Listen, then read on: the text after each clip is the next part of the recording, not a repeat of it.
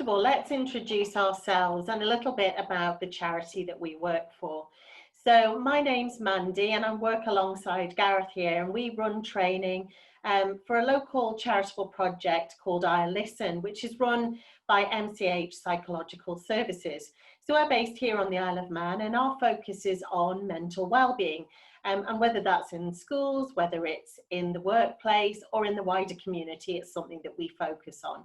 So we really want to help people to feel a little bit better, to understand their emotions and to be able to support their own well-being. So we thought, we spoke a little while ago with Parent to Parent, and they had suggested to us that this might be a nice little session for us to run. So we really do hope that you get something from today's session. We're going to walk you through some hopefully simple techniques and tools that you might be able to use with your child or the child that you care for.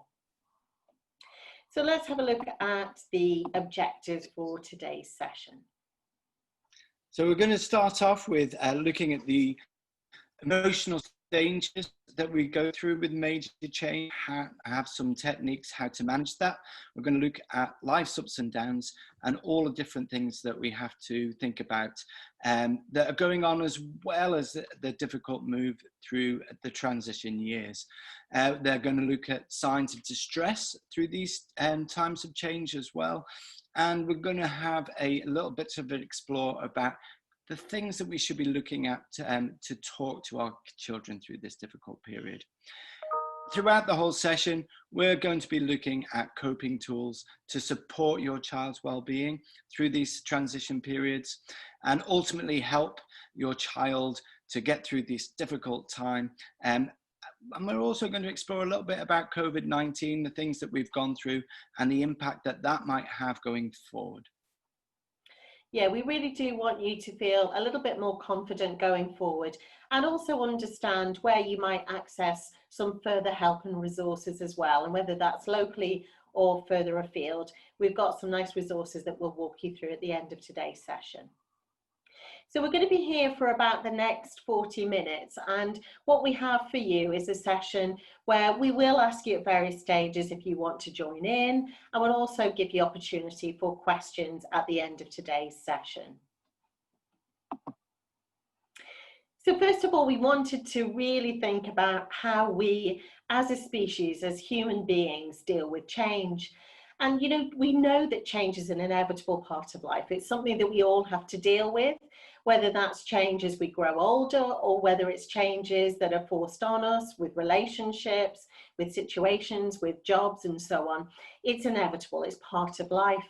And at the moment, of course, as Gareth mentioned earlier, we're having to deal with all of those normal changes, if you like, that we're going through with the backdrop of COVID-19, which again has forced upon us all sorts of change. And really as human beings, we're not often all that good at dealing with change because we are hardwired as a species to really be on alert and look out for any signs of threat. And often we can get very comfortable with the status quo, with the situation that we're used to dealing with. And when we're presented with something new, a new situation or new people, a new environment, for example, then we're constantly alert to the fact of potential threat. And whether that threat is real or whether it's imagined doesn't really matter. We still go through the same responses. That can trigger for us a stress response. So it can leave us feeling a little bit worried, or it can impact our mood as well. So as generally as people, we can find it a difficult thing to deal with change. So why do we face these different things that come across us and react differently? Well, it all starts through our evolution and the different stages that we go through life, from child to the grave. And you can see through this model that we've got on front, it illustrates some of the key areas that we might find some of these transition periods.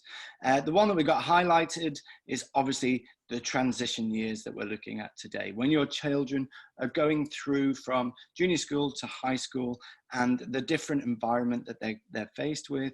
And I think if you cast your minds back, you might remember yourself how difficult it could be, the different things that are coming back.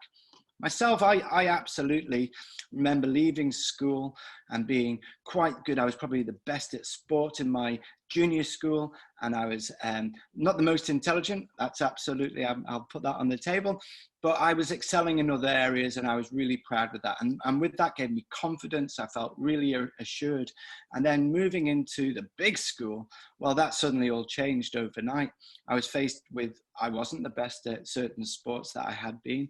I certainly wasn't in the top groups academically, and it really did knock my confidence a little bit.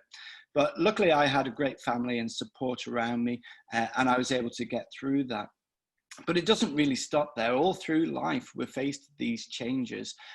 Maybe it's going to university, going into a new environment, probably the first time away from your family, all the way through job changes, through to retirement, where lots of people think of is the thing that they strive for. But when retirement comes along, there's all sorts of different things that affect us, like loss of identity, maybe death of a loved one that we plan to share that time with. All these different things are going to be affected. But for today, we are going to concentrate on that little chap with the arrow above him, and that's these transition years. Yeah, absolutely. And you know, our aim here today is to help the child that you care for really to make that transition as smoothly as possible, and also to help you feel more confident as a parent or a guardian in helping them to make that transition as well. So, okay, what might your child actually be worried about? Many children, by the way, will make the transition without too much trouble. You know, and that's absolutely fine. We recognize that absolutely. However, as Gareth mentioned there, even the most sort of confident of children might find that there is something that they struggle with. So it's worth really sort of thinking about the sorts of things that your child might be worried about. So we have a list for you on the screen here, and this is not by any means exhaustive, but doing a bit of a straw poll and talking around some of our colleagues and some parents and trying to get a real feel for the type of things that our child might be concerned about as they make that move into secondary education. And there's all sorts of things on here, from the, you know, potentially quite trivial things that we might think are trivial, such as losing a lunch card or PE kit, down to things like discipline and how is that going to be handled in my new school. And just generally, I sort of knew the rules and the routine and the way that they did things in my old school, but now I'm moving into a totally different environment, usually a much bigger premises, for example. So even just kind of finding my way around might then cause some stress, and I might start to worry, for example, about being late for lessons, and am I going to be able to sit next to my friend? All of these different things that they won't have had to dealt with in their previous school, but they're now faced with, could potentially create some challenges for them. You know, Gareth mentioned about, you know, not being the best at something anymore. So I might have been the one that was known for, you know, whatever that might be, for sport, for art, for academics, for whatever it could have been. And they could have been the best person. And, you know, we're suddenly moving into this much bigger environment with lots and lots of people, a huge range, a variety of different people as well. And you might suddenly feel that that sort of identity almost that we've created for ourselves in our old school might feel as though it's a little bit under threat. But there's also so many other things, you know, just being the odd one out for whatever reason. And we put a few suggestions up there. You know, maybe I'm going to be the only person of my colour, my religion. I might have additional needs that make me stand out in some way, that make me feel a little less comfortable and perhaps a little less confident with moving forward into that new environment. You know, bullying is one of those things that is a topic that comes up so frequently, particularly with our listeners that operate in some of the schools on the island. So we know it is a feature. We know it might be something that kids are concerned about as they move into their new school. Absolutely. And I think bullying, I think it's quite important to mention as well that this could be starting with tiny little things like the clothes that you wear, whether it's the right brand, whether you're in with the in crowd or not. having those social circles can really lead to different things. And maybe you're in part of the in crowd at one moment and the next you're not. We know how social media can have an impact on this as well, and the different areas that things are shared. It's very, very quick changing scenery when you get to the high school level. And absolutely people will try and pick on the faults of your children, whether it's their fault or not. It's something that happens. So being prepared to have a talk with that is probably one of the most powerful things that we can do.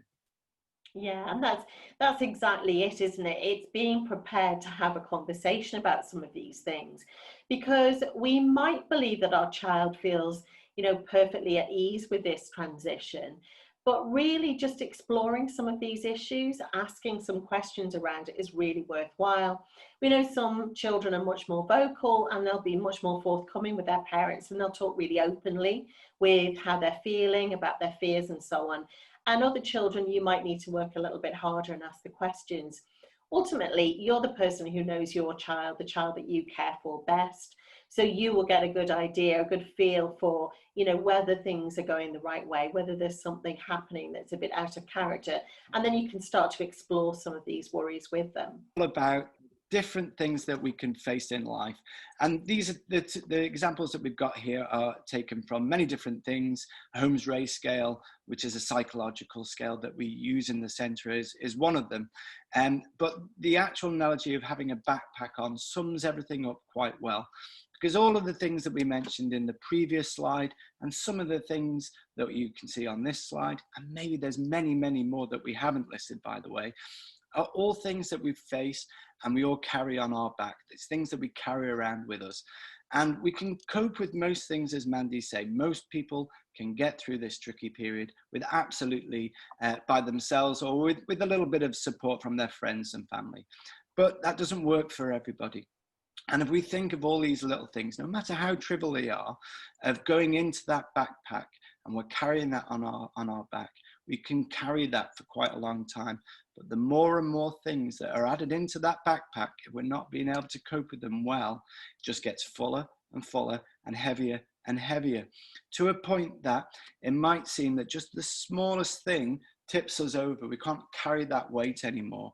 And it might just be an argument which seems really out of character, but it's not just the argument that's actually tipping this person over the edge.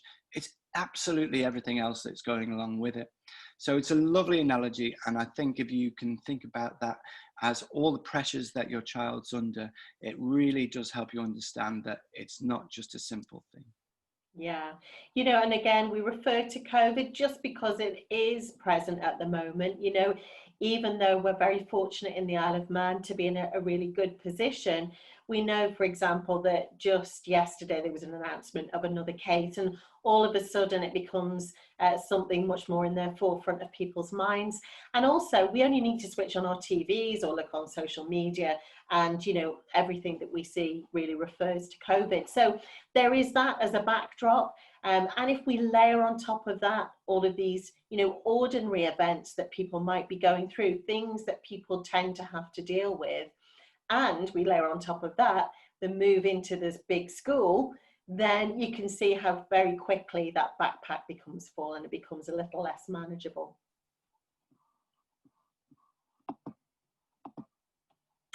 Okay, so we're going to ask you a quick question now. How does your child, the child that you care for, deal with change?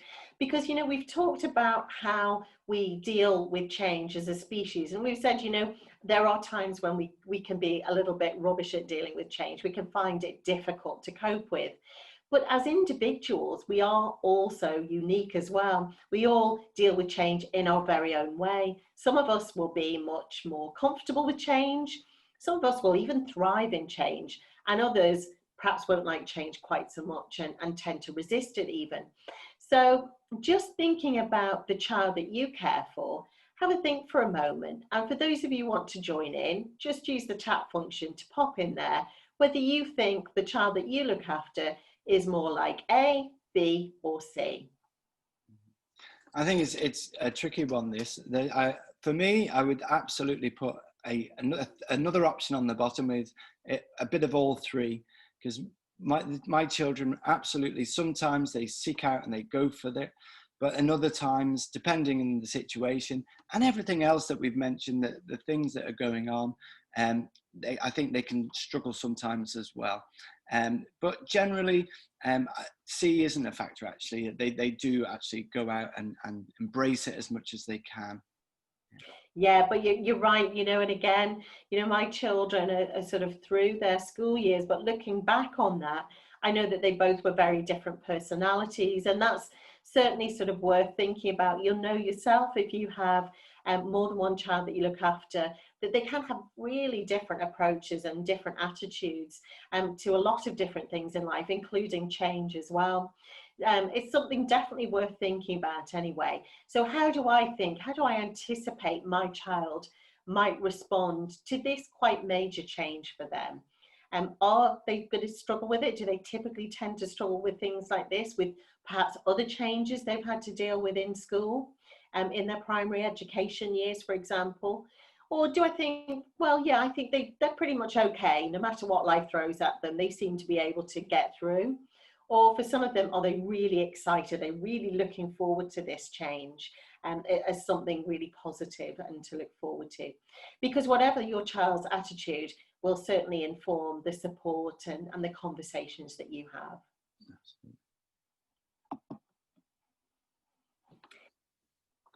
So some of the things, the emotions that your child might go through can be very varying. As you can see on the list that we have on the screen here, it can go from a sense of loss. So as we were talking about the status that you had being in the top of the class or really good at something, and then suddenly thrown into this completely different environment where there's different people who would have the same skill sets. They could feel worried or lonely or sad. Now, we have to think about that as a fact that they've been in close groups all the way throughout primary school and probably in the same class groups, to be honest. But as soon as you get into high school, that gets split up. Now, we know how important friendships are to children and how supportive it can be. And suddenly, where that's been taken apart or dismantled a little bit, then you can see how that could trigger off the worry response. It can make the child feel a little bit lonely, maybe a little bit of excitement about meeting new friends for some of them, but that's not for everybody. And you have to understand that, and knowing your child, you'll know how they react. It could be a sense of nervousness or a little bit fearful about what's ahead of them. There's suddenly these new things come along. The homework's a lot more trickier. Languages are introduced and all of these different things that our children are faced with quite a short period of time. So that and that alone, if we were to put a child in that scenario, could be quite difficult as it is. But as we mentioned, it's not just that has added into the backpack, it's everything else that's going on as well. Maybe it's the parents having arguments or even a breakup of a relationship. Maybe it's COVID-19 that we've mentioned. All these different things that are added into that backpack can escalate these quite fast. Yeah, absolutely.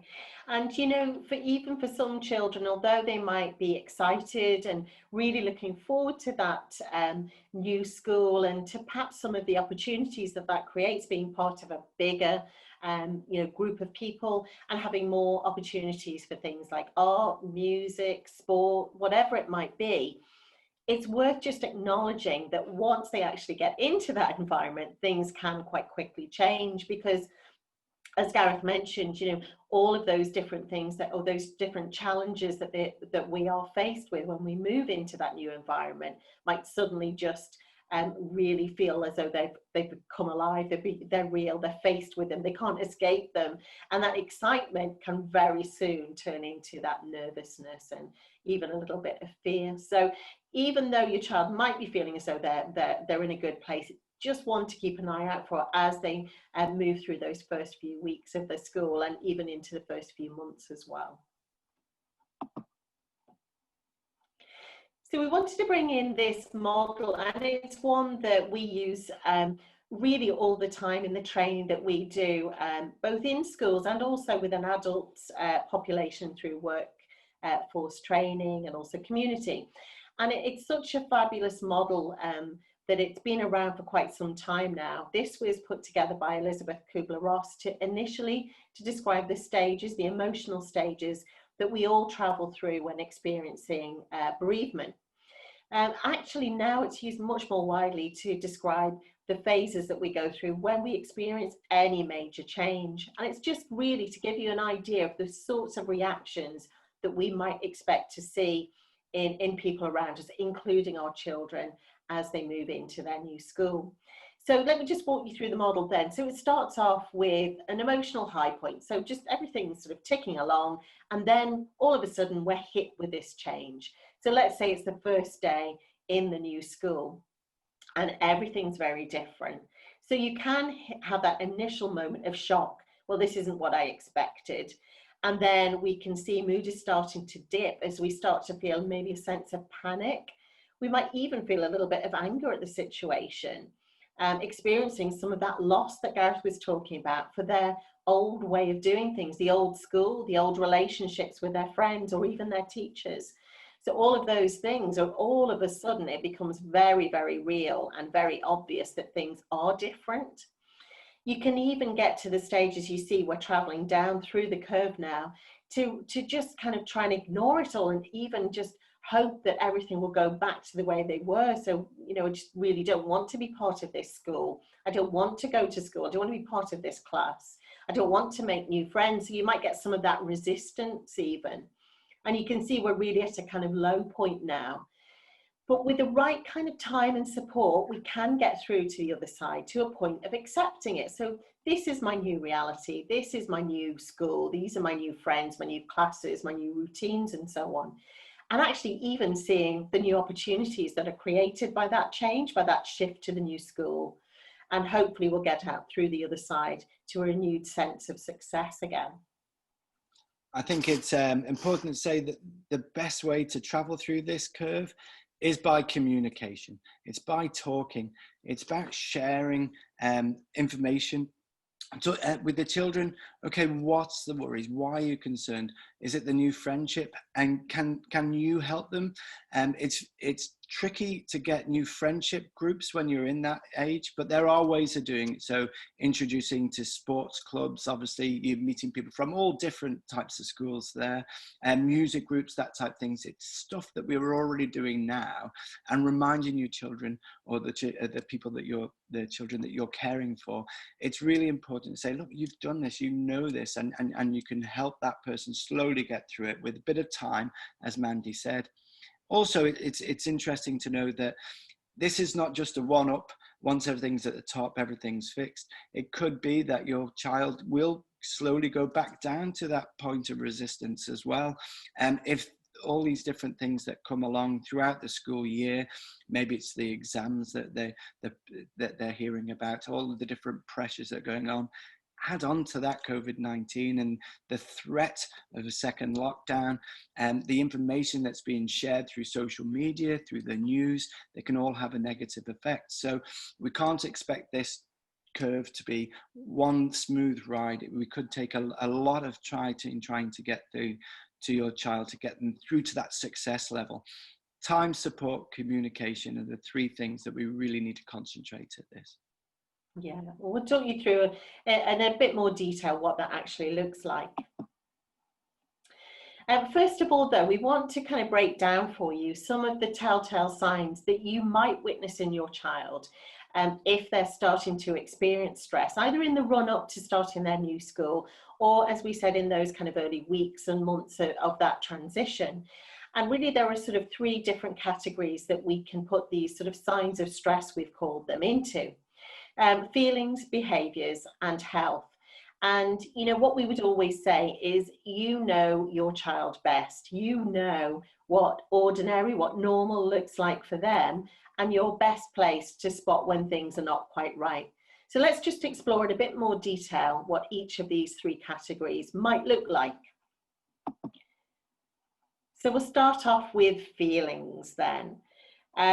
You know, this can be a tough one because feelings are the things that are going on the inside. And, you know, as we said before, not every child is kind of willing to share or talk about how they're feeling. Other kids are great at it and they're very communicative. For others, you might just need to watch out for some of the signs that they are struggling with their feelings. And, you know, at that age, the age that they're moving into that school, it can be quite tricky for them to actually verbalize what they're feeling. They might just not have the words to be able to express that. So it's kind of looking for those sorts of signs. So we've got a list of a few of the things that you might spot here. You know, there are some obvious ones like being a bit more sad and withdrawn than they usually would do. But they also might come out in anger and impatience. Remember, there's the change curve that we've just shown you just a moment ago says that that anger features in there, that sort of anger that they might not really be able to explain themselves. There might not be any really good reason or obvious reason for it, but it just could be that, you know, overall feeling of being overwhelmed with a situation, with this change that they're going through. There are some other things in there as well, though. They might find themselves not interested in joining in with things, you know, whether that's games, whether it's even discussions and things like that. Maybe it's participating in clubs and groups, or just not wanting to play out with friends and things like that in the same way that they ordinarily would. They just don't seem to be able to enjoy themselves in the same way anymore. So it's those sorts of things might just indicate for you that your child is struggling with their feelings and starting to experience that bit of stress. I think it's important. You might think, oh, you know, just get on with it. There's nothing wrong with you. The expression that we hear time and time again, pull up your big boy pants and you'll be all right.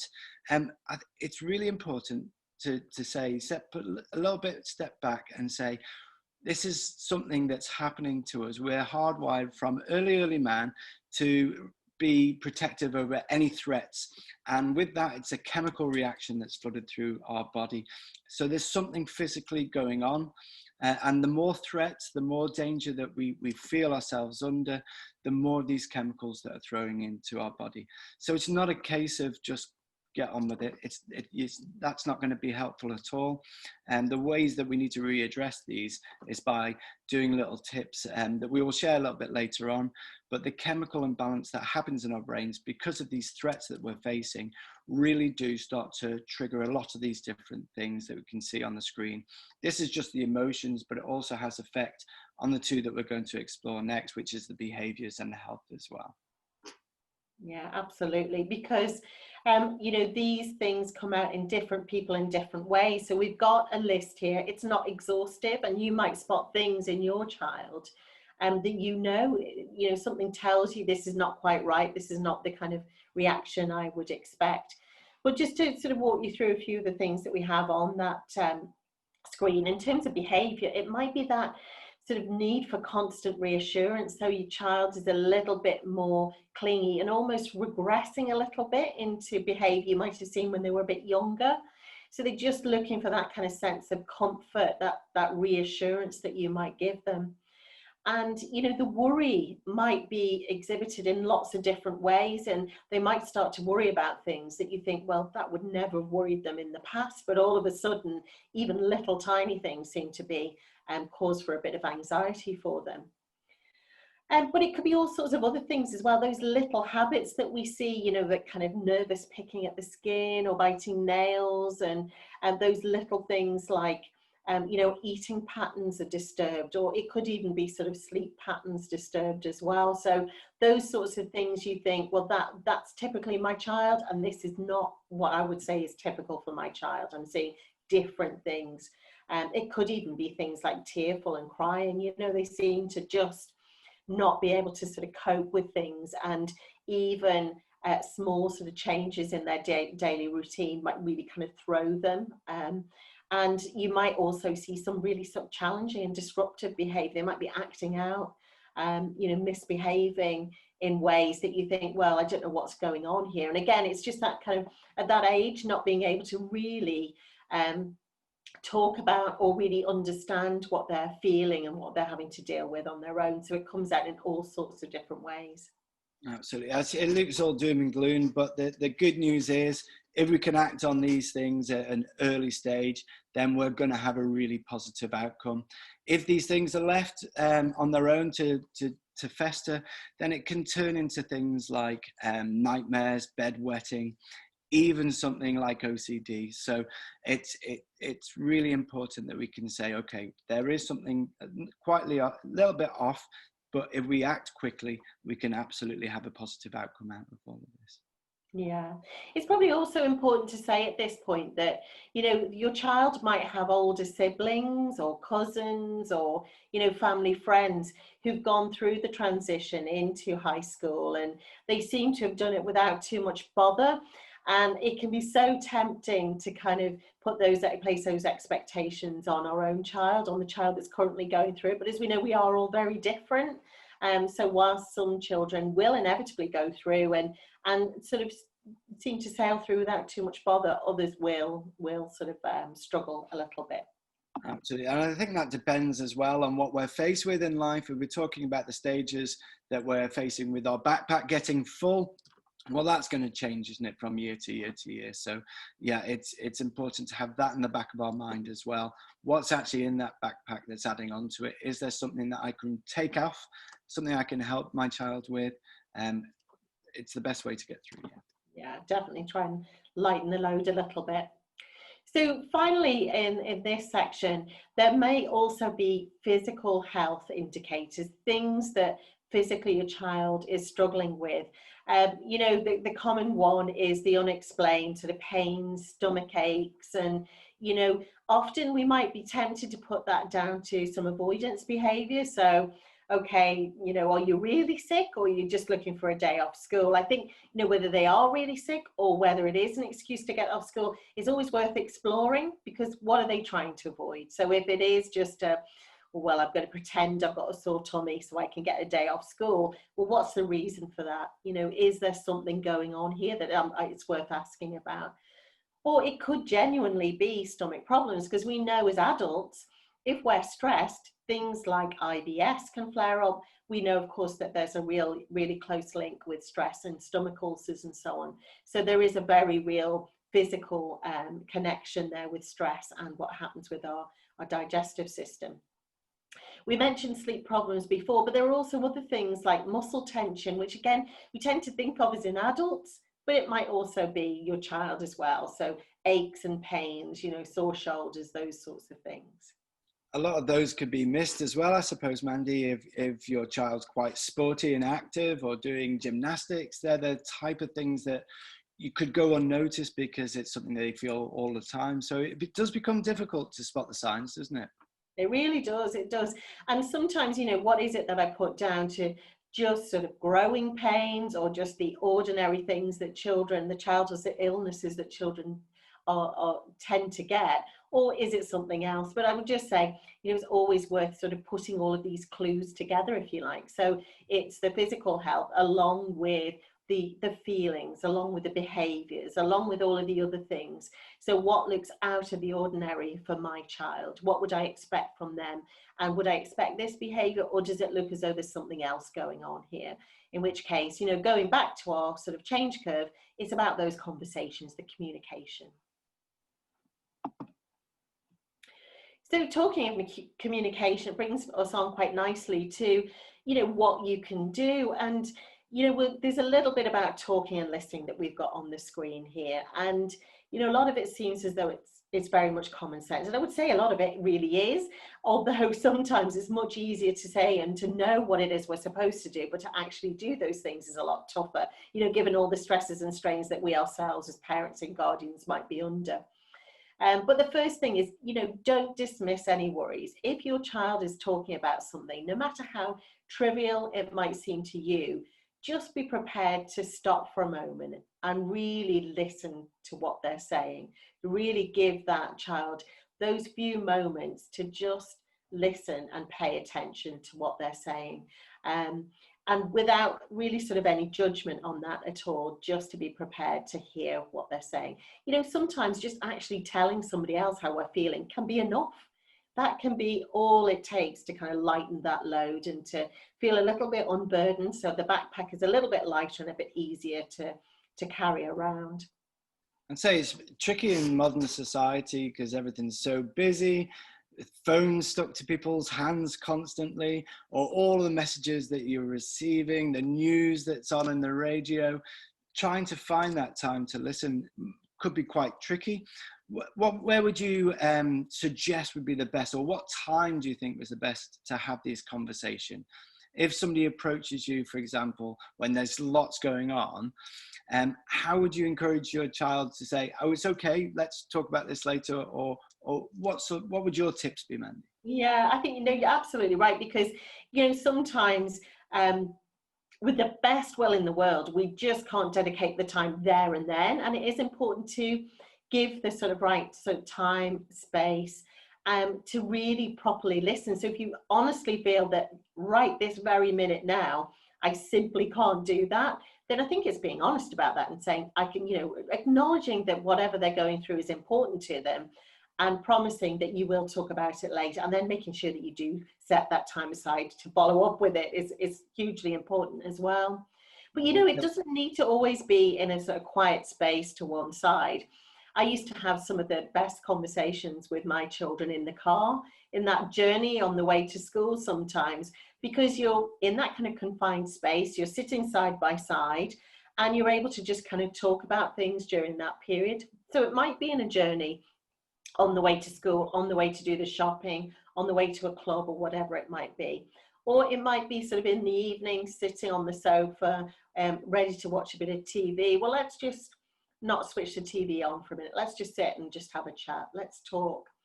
And it sounds such an easy thing to do, but how often do we actually do that? How often do we actually spend those few moments? And it could make such a huge difference to our child if we absolutely spend those few moments listening to them.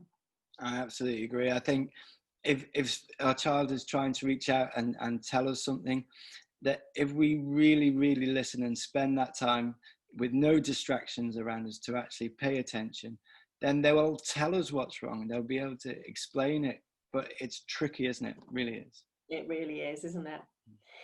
Do there's some other things here as well, staying calm and reassuring as well. So, and that's in the face sometimes of those challenging behaviors that we've talked about. Your child might feel that they're angry. They might feel really frustrated that they can't find the right words to tell you how they're feeling. But it's about staying calm, reassuring, and being prepared to kind of circle back, to kind of revisit whatever it is that they've been talking about. They might not feel able to get it all out in one go. So maybe it's a conversation you continue the next day, or, in a few hours or something like that. So be prepared to keep those conversations going, I would say. Yeah, I really like the encourage new friendships part as well, because that's really important, isn't it? To get that support of their peers around them when they're facing tricky or an uncertain time can be really powerful as well. And that doesn't have to be in school, but of course school have so many clubs that you could try and encourage your child to take an interest in, or try out that type of thing.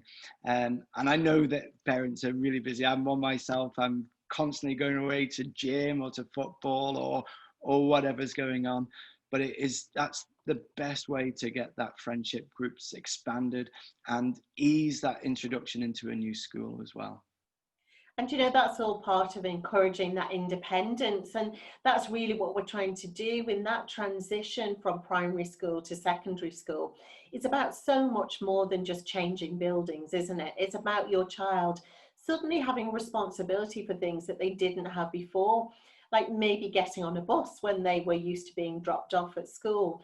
Maybe it's all of a sudden having choice at lunchtime. So before I had a packed lunch every day, maybe now I'm having lunch in the canteen and I have a card, a smart card that I need to make sure is loaded with money to pay for that lunch.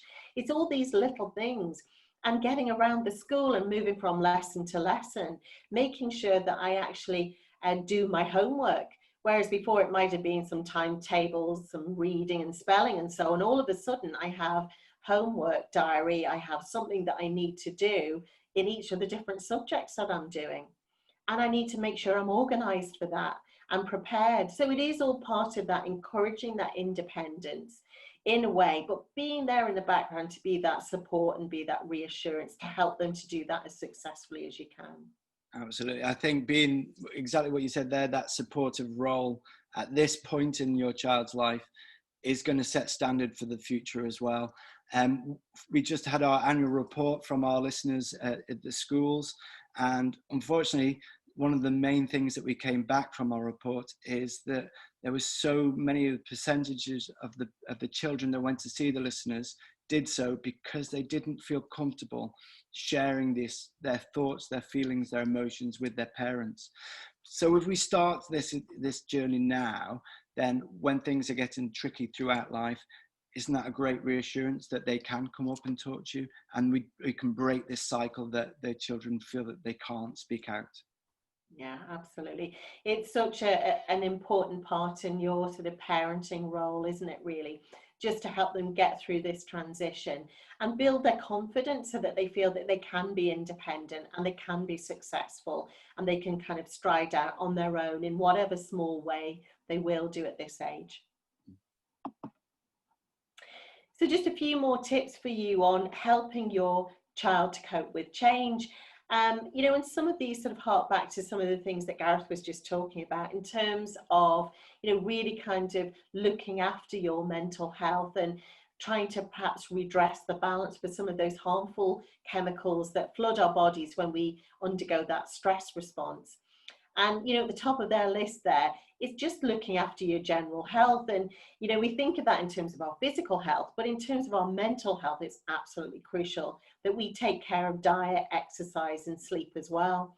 Absolutely crucial that we make sure our children are eating regularly, eating the right things, taking some exercise, being able to burn off some energy, and get a good night's sleep, a good number of hours sleep, so that they feel better prepared to deal with the day at school then. Yeah, I really like the share ideas, work together on a plan to manage the change, because that's, again, going to be a useful tool that we can use throughout our lives. We looked at those evolution that we go through from cradle to the grave.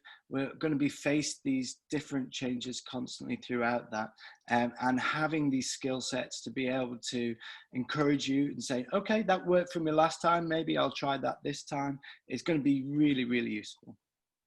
You know, and another way is having fun together. And it seems such a simple thing to do. And whatever way your family chooses to do that, whether it's hunting for Pokemon on Pokemon Go, as I know Gareth does with his children, whether it's going for a walk with the dog, as I did with my children, whether it's, you know, having a family quiz, or it's just watching a silly program together, whether it's doing a jigsaw, you know, whatever way you want to have some fun with your child, and also encourage them to have fun with their friends as well. Have that bit of downtime, that outlet for some of those emotions too, so that, you know, it's not all about school, it's about some of the fun stuff too. I really, really like the one at the end as well, look after yourself, because I think this is really important. You've got to be in a good position mentally to be able to help your child through this as well. So please, all the things that are listed on here as well, diet, exercise, sleep, make sure you're taking those tips for yourself as well, because if you're in a positive place, that's going to rub off onto your child as well. Yeah, and you're in a much better position to be their anchor, to be that one who can reassure and be the one who listens if you're feeling good yourself. So finally then, we just wanted to leave you with the thought that you're not in your own on this, and it can seem a lot sometimes. You know, if your child is struggling, you can feel a little bit helpless, but in fact, there is a lot of help and support out there. You know, first and foremost, of course, your child's school. You know, the teachers, the pastoral care team at your child's school are there and willing and able to listen to you and to support you and give you some advice. They have a cohort, of course, of students joining their school every single year. So no doubt whatever your child is dealing with, they will have come across in some way, so they can give you some good advice. We've also got our own iListen listening service. We are in a few of the secondary schools. We are this year also going to be branching into the primary education as well.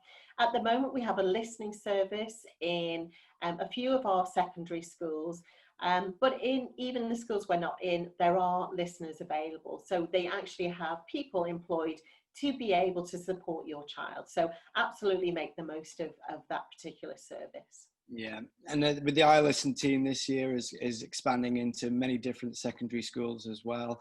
And we're doing some assemblies, we're doing PSHE classes all around resilience and helping your child. So you're not alone on this.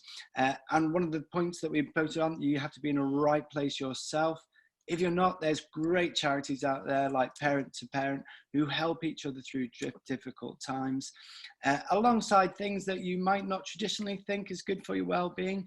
But the youth clubs, brownies, guides, they're really, really good. And the scouting group has been known to, it gets that bonding experience, and kids are in it together. They help each other, they share each other. And then you've got loads of different things, the charity sector, Cruise, which helps with bereavement. That could have been one of the things in that backpack that we looked at. The Children's Centre that's there to help as well, alongside some of the really important things that we're going a little bit down the line. If your child is really, really struggling, then there's CAMS through the government, the crisis response team. Hopefully we don't need to use that, but they are an excellent resource that the Isle of Man has. Kooth is an interesting app that you'll find online. That's there. It's like a online version of counselling. So your child is free to set that up themselves. They get to talk to a stranger who's a counsellor. And that sometimes is quite relieving if they're struggling talking to their family members, or even the school pastoral team, or even our listeners. It's a great resource that you could have in your backpack of support to help.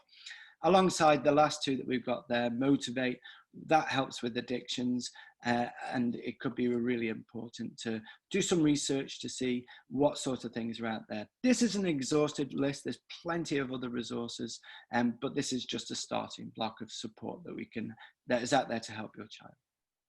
Yeah, and alongside the resources that we have on our own website, the iLesson website, you'll also find some really good resources on the Young Minds website as well. So lots of advice for parents and advice for children as well. So really, you know, you're not in your own on this. There are lots of local resources here on the Isle of Man, and there's lots of things online as well to support you. So never feel that you're on your own on this. Always be prepared to reach out and get a little bit of help if you need it. And that's really the final thought that we wanted to leave for you is, you know, we encourage our children to ask for help. So why not ask for help ourselves? So if it is something that you're struggling with, think about those resources. And if you're not sure where to go, we always say, please do feel free to reach out to us. If we can't help you ourselves, we can certainly point you in the right direction of somebody who can support you, as we're really sort of closely linked with lots of other charities and resources here on the Isle of Man. Absolutely.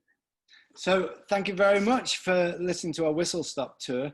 We will be repeating this session throughout the year to help people through this difficult time, because you never know when that backpack is going to become full.